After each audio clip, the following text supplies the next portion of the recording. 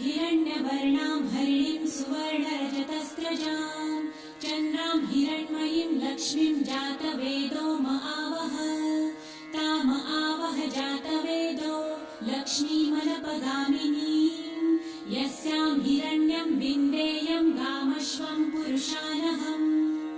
अश्वपूर्वां रथमध्यां हस्तिनादप्रबोधिनीं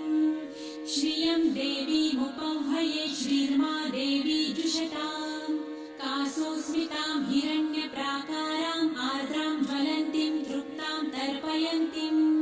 पद्मे स्थितां पद्मवर्णां तामिहोपह्वये श्रियं चन्द्रां प्रभासां यशसा ज्वलन्तीं श्रियं लोके देवजुष्टामुदारां तां पद्मिनीं शरणमहं प्रपद्ये